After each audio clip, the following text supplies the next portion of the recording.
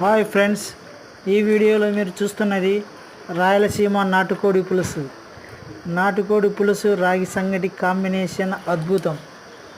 నాకైతే నాటుకోడి పులుసులో వైట్ రైస్ కలుపుకొని తింటేనే మజా వస్తుంది.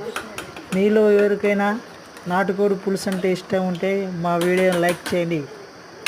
Thank you friends.